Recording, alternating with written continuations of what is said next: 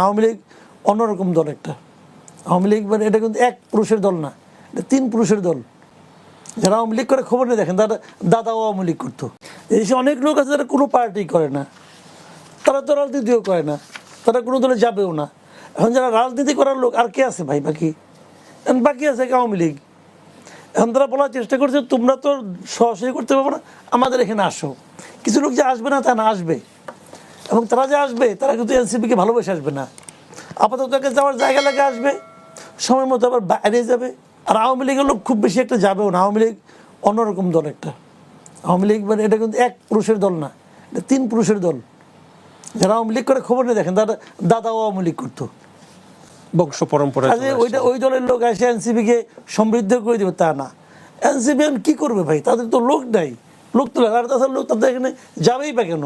তারা কি এমন কোনো এক্সাম্পল তৈরি করতে পারছে? তারা বিশাল একটা সৎ দল, ওই দল সবাই তার এখানে যাবে, হতাশ লোকজন যাবে। তাদের প্রত্যেকটা লোকের বিরুদ্ধে চাঁদাবাজির অভিযোগ আছে। বলা হয়ে থাকে তাদের দলের যে মুখপাত্র, তার সম্পর্কে এমন কথা প্রচলিত আছে যে এই দেশের ইতিহাসে এত কম বয়সে এত দুর্নীতি আর কেউ করে নাই। মানে পলিটিক্স বাদ দেন, এই দেশের ইতিহাসে এত কম বয়সে এত দুর্নীতি আর কেউ করতে পারে নাই, জানে কি ওদের দলের মুখপাত্র করছে। তারা তো একসময় দুর্নীতির বিরুদ্ধে, অপশাসনের বিরুদ্ধে লড়েছেন। এটা মানুষ টের পেয়েছেন, টেনশন নিয়েন না আপনি। মানুষ সবগুলি জানে কে দুর্নীতির বিরুদ্ধে লড়েছেন আর কে দুর্নীতি করার জন্য লড়েছেন।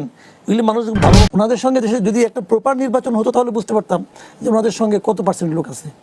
আপনি তো দেশের একটা বড় রাজনৈতিক দলকে নির্বাচনে আসতেই দেন নাই, নানা ক্যারিকেচার আসতে দেন নাই।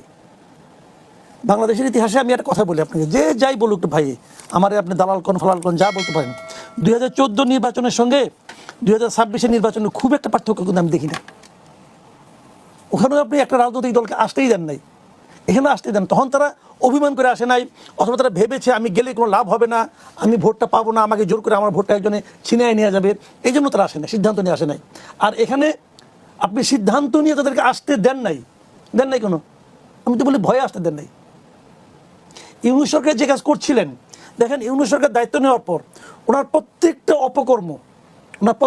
অপকর্ম প্রকারান্তরে আওয়ামী লীগের পক্ষে গেছে। ওনার প্রত্যেকটা অযোগ্যতাকে জনগণ পূর্ববর্তী সরকারের সঙ্গে তুলনা করছে।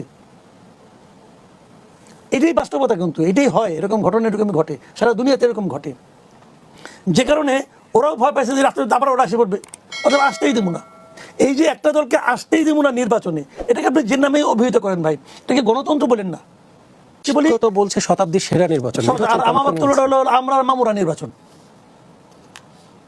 বিএনপির যেমন তো আমরা মামুরার ভাই, সারা জীবন একসঙ্গে ছিল, একসঙ্গে ক্ষমতায় ছিল, একসঙ্গে ক্যাবিনেট শেয়ার করছে। আমরা মামুরা, মামা ভাই মাঝে মাঝে ঝগড়া হয়, ওইটাই দেখছি আমরা এখানে, আর কিছুই না।